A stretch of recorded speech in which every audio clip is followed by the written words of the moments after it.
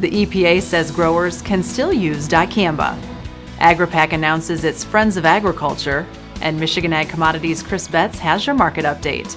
I'm Janelle Brose, and this is Farm News 5. Farm News 5 is brought to you by Ford. Farmers who have made their dicamba purchases for the 2020 growing season are allowed to spray this year. The Environmental Protection Agency says growers and commercial applicators can use existing stocks of the herbicide in the wake of the U.S. Ninth Circuit Court of Appeals decision to vacate the registrations of 3 dicamba herbicides. So for growers that have or are still hoping to plant dicamba-tolerant soybeans, if either yourself or the ag retailer that you use has one of these 3 herbicides in stock, they could spray it according to the label on those soybeans up until the 31st of July. However, if it's not in stock and has not been purchased, they're not able to continue to purchase it. The companies have all issued stop sale orders, so they wouldn't be able to purchase it anyways. But if it's in stock, they can still use it through the end of July. So Bayer, BASF, and Corteva are the companies that own the 3 herbicides. They have issued statements saying they will continue to support the herbicides.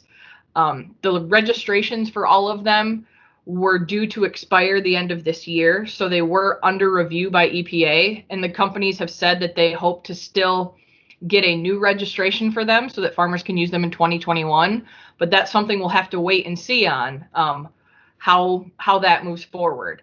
One other thing is that the decision by the court did not impact Syngenta's Tavium, which is the 4th dicamba herbicide. So that is not impacted at all by the decision. That can still be used, still be purchased, because that herbicide was not mentioned in the court case. And that part of that is because that registration is done at a different time because it's a newer herbicide than the other. That's the challenging part, is that if they don't have it in stock and they have dicamba tolerant soybeans in the ground, unfortunately, they can't use one of those 3 herbicides. It's frustrating. Farmers have invested a lot of money into the technology. They've invested, a lot into it, and to not be able to use it is incredibly frustrating. While I think the EPA's decision was about as positive as it could be, it's something that we wish farmers would not have to be put into these situations by a court. It's tough when it's a court that makes the decision and it's the regulatory agencies. Their hands are unfortunately tied by what the court decided. Farmers do have other herbicide options, and CISA suggests contacting MSU field crops specialists and ag retailers to help determine the best option for your fields. If you want a car from a company that's been building them for 115 years, get a Ford. If you want a car with driver assist technology, get a Ford. You're gonna want a Ford. Friends of Agriculture endorsements have been announced by Michigan Farm Bureau's AgriPac for the August 4th primary election. AgriPac is the organization's nonpartisan political action committee. What a friend of agriculture is, that's someone that's represented farmers, represented agriculture, and has voted with the Farm Bureau organization and supported Farm Bureau efforts, both in a legislative and executive branch function.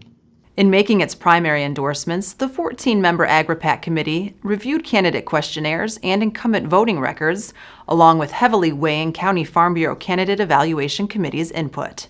Michigan Farm Bureau is a grassroots membership organization. With a membership organization, member involvement is absolutely vital. There's a lot of member involvement that goes into our candidate evaluation process. 60 out of 65 county farm bureaus provided endorsement recommendations to our Michigan Farm Bureau AgriPac committee.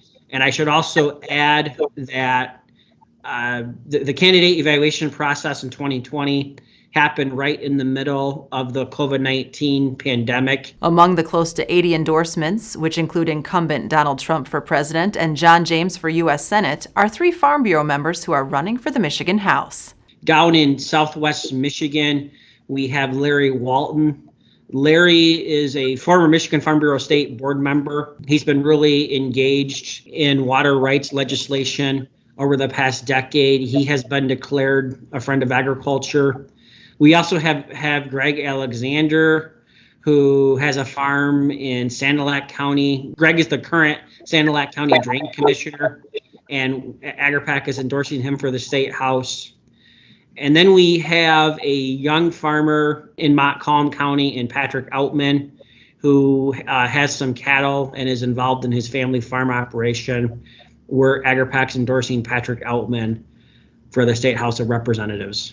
AgriPac will reconvene in September following the primary to make endorsements for the November general election. What happens when a road accident results in a hazardous waste spill? Contact attorney Dirk Beckwith at 248-539-9918 to learn the next steps.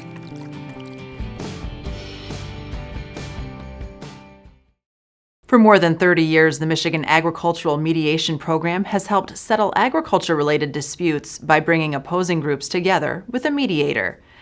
In just the last 5 years, the program has had at least a 75% success rate in resolving differences and disputes ranging from family farm transitions to wetland determinations.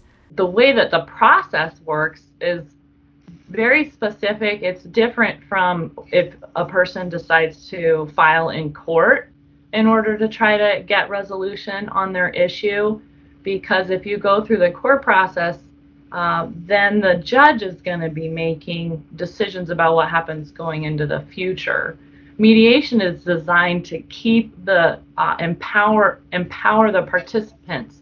They have decision-making control still.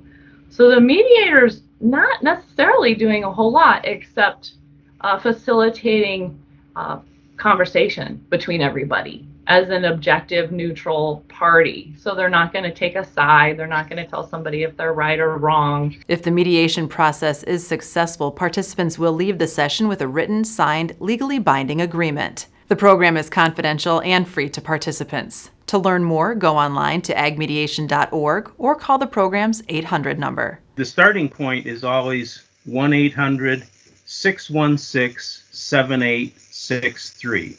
And you get a chance to talk to Kate. And then Kate will ask enough questions to determine whether this is an applicable case, and if it is, proceed. If not, she already mentioned that, but she will offer some resources that, this isn't something that we deal in, but I know that you can get help elsewhere. Even with the current situation and COVID-19, we're still up and running. We're offering services. It just might be remote, or if it's something in person, we'd make sure that everybody felt safe and it was conducted in a good, healthy manner. The Michigan Agriculture Commission approved the pesticide and farm market GAMPs and made amendments to the site selection GAMP for new and expanding livestock production facilities during its monthly meeting. Zoning conformance was removed from the completely rewritten farm market GAMP to be consistent with the changes made to the site selection GAMP for livestock, which also included removing zoning conformance. And now with the latest on markets. From Michigan Ag Commodities, here's Chris Betts. Thanks, Janelle. All three came into some resistance this week as planting wraps up for corn and beans, and wheat harvest gets underway. Producer selling will have also lent pressure off of gains from last week's rally. The latest WASI report, released on Thursday, was a non-event, but perhaps that's a positive given the report wasn't overly bearish. Funds continue to maintain a very large net short position in corn, which could make for quick short covering rallies on bullish news. For now, however, that is in short supply. For more market information, go to michiag.com. With Michigan Agricultural Commodities, I'm Chris Betts. For more news and video, visit MichiganFarmNews.com or the Michigan Farm Bureau channel on YouTube. With Farm News 5, I'm Janelle Gross. Have a great week of farming.